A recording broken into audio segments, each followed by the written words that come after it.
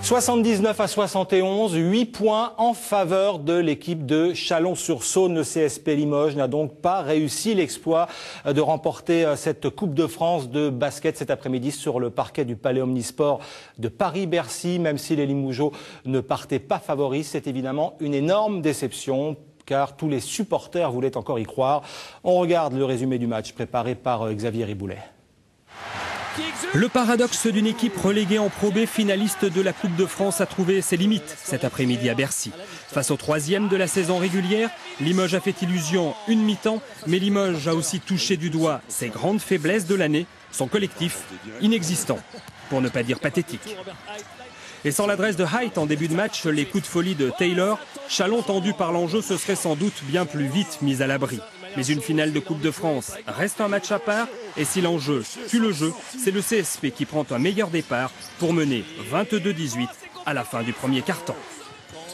Le deuxième est encore plus équilibré, les deux équipes se rendent coup pour coup et sans jamais atteindre des sommets. Cette finale reste indécise, c'est Limoges qui rentre en tête au vestiaire sur la plus petite des marges, 37-36. Mais sans collectif, difficile de tenir 40 minutes, surtout si l'adresse se met aux abonnés absents. Limoges dans le troisième quart-temps prend un trou d'air, inscrit un famélique 14 points pendant que Chalon pose enfin son basket. Mené 56-51 au début du quatrième quart-temps, Limoges tente de s'accrocher uniquement par des actions personnelles, recolle à 3-4 points, mais s'en mêle définitivement les crayons pour s'incliner 79-71.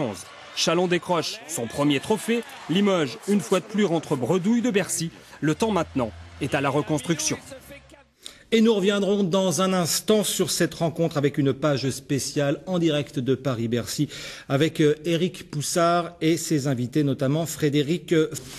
Comme promis, revenons maintenant sur le basket et cette finale perdue contre Chalon-sur-Saône à Paris-Bercy où l'on retrouve en direct Éric Poussard. Bonsoir Éric. Bonsoir Emmanuel, et vous imaginez la déception dans le camp limougeau, dans ce Bercy qui se vide de ses spectateurs. Troisième défaite en 3 ans d'affilée. Ça fait beaucoup. Qu'est-ce qui a manqué encore, Frédéric Fortet, aujourd'hui au CSP? Plein de choses, plein de petites choses. On avait la possibilité, à mon avis, d'épurer notre jeu d'au moins d'une dizaine de ballons. On a laissé des rebonds offensifs. On a perdu des balles par nous-mêmes. Voilà, des dribbles un peu farfelus. Et au final, ça pèse lourd, même si, contrairement aux deux premières, on a été dans le match tout le temps. On gagne la première mi-temps, Chalon gagne la deuxième, ça se joue à pas grand-chose. On y a cru jusqu'au bout, puisque de toute façon, encore à 2 minutes de la fin, on presse tout terrain, on récupère des ballons. On a la possibilité encore de le gagner. Il y a un shoot un peu difficile de Déby, voilà, qui joue son va-tout sur un tir de loin. Bon, voilà, c'est pas un jeu un peu déséquilibré quand même, dépendant de l'adresse extérieure, on le savait, mais il y avait un manque à l'intérieur, c'est clair. Il y a un manque à l'intérieur, c'est vrai qu'on avait plus de talent sur les joueurs extérieurs que sur nos pivots, et que depuis 2 mois on joue, il ne faut pas l'oublier, aussi sans Chris Massy. C'est vrai qu'avoir quelques paniers près du cercle de Chris nous aurait certainement fait du bien, des paniers, des rebonds, du leadership. Mais bon, voilà, on a fait avec. Et ce qu'il faut retenir, c'est que pendant les 40 minutes, l'équipe a vraiment été à tout donner. Elle a été digne de l'événement, ce qui n'a peut-être pas été le cas les 2 saisons précédentes.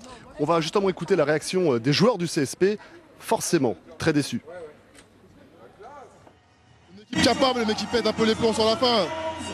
En fin de match, on fait un peu n'importe quoi, c'est dommage. Sur notre pression défensive, on avait des paniers faciles, mais on fait la mauvaise passe, on prend le mauvais shoot. Je pense que c'est pas de la mauvaise volonté, mais c'est à un moment donné à jouer comme des excités. Dommage. Beaucoup de déceptions évidemment. Qu'est-ce qui a manqué ce soir?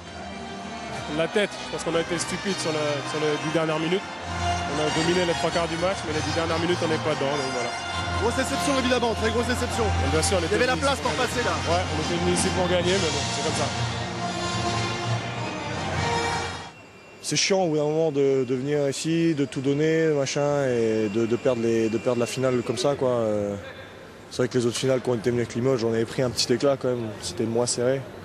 Là, on ne s'attendait pas à cette défaite, quoi, parce qu'on fait une bonne première, on est devant, on tient, et voilà, on n'a pas su faire la diff. Alors Frédéric, maintenant, ce groupe, il va exploser, évidemment, avec la descente en Pro B, là. Non, pas spécialement. La priorité est d'abord l'entraîneur. Et alors Eh ben, ça va être la priorité, ça va être de signer un entraîneur et à partir de là, après, on verra avec lui comment on peut construire l'équipe pour l'année prochaine. Autour de Raphaël Desroses, ça c'est une certitude? Oui, de Cédric Banks, c'est 2 joueurs qui sont actuellement sous contrat. Banks va rester en Pro B? Aujourd'hui, il est sous contrat. Je ne sais pas si vous avez des informations que nous n'avons pas, mais aujourd'hui, il est sous contrat. À aucun moment, il a émis le souhait ou la volonté, lui directement ou via ses agents, de partir. Donc, il est avec lui, on va construire avec lui. De toute façon, pour remonter de Pro B en Pro 1, il va nous falloir des bons joueurs. Et on peut considérer que Cédric Banks, même si évidemment, il n'a pas donné toute satisfaction cette année, et même si on attendait beaucoup plus de lui, on peut quand même considérer qu'en Pro B, ça sera un joueur majeur. Alors, il faut donner de l'espoir aux supporters. Les supporters qui étaient forcément aussi très déçus. François Clapeau et Mathieu Desgremont les ont rencontrés à la fin du match. Nous sommes sur la tribune qui était dédiée aujourd'hui aux supporters du Limoges CSP, une tribune qui a beaucoup vibré au sens propre pendant la première mi-temps, un peu moins pendant la deuxième. Je suis avec Jérôme Bonneau qui est un supporter du club des Phoenix.